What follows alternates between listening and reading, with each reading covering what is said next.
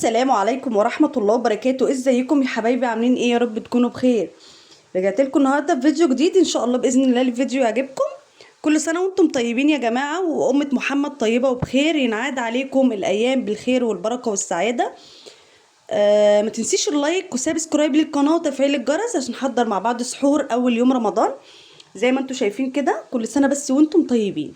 بالله عليكم أمنتكم أمانة وبيني وبينكم ربنا في الأيام المفترجة ديت. وانت بتشوفي اللايف وانت بتشوفي الفيديو، معلش يا جماعه انا اسفه اتلخبطت. وانت بتشوفي الفيديو ما تنسيش تضغطي على اللايك. اضغطي على اللايك.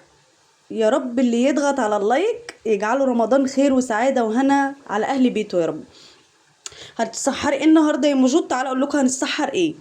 طبعا طبق فول بالسمنه، طبق فول بالزبده او بالسمنه. طبعا حط عليه التوابل، ملح وفلفل اسود وكمون زي ما انتم شايفين كده. لسه هنسخنه. ومعايا طبق فيه جبنه رومي ولانشون، وهنا هحمر بطاطس، وهنا الطعميه. تمام. وبسلق بيض وهنقلي طعميه. جايبه طعميه، عجينه طعميه هي من المطعم، هقليها بردك. وده يكون السحور بتاعنا زي ما انتم شايفين كده.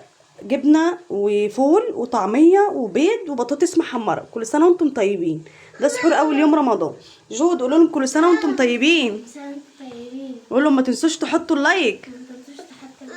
كل سنه وانتم طيبين يا جماعه.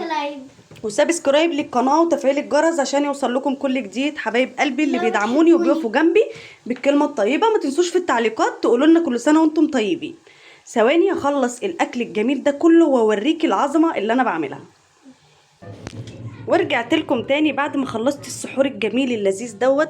بصوا بقى زي ما انتم شايفين كده، شويه فلافل او طعميه زي ما بيقولوا المصريين، بس في دول تانية بتقول فلافل.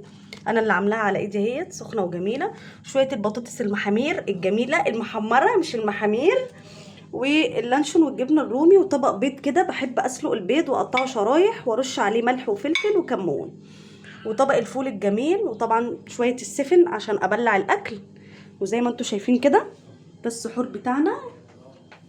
ما تنسوش في التعليقات تقولوا لي كل سنه وانتم طيبه يا ام جود. وانتظروا بكره الفيديو بتاع الفطار ان شاء الله. انتظروا بكره الفيديو بتاع الفطار. وشويه فول بقى بالسمنه يفتحوا النفس كده، وشويه فلافل وبطاطس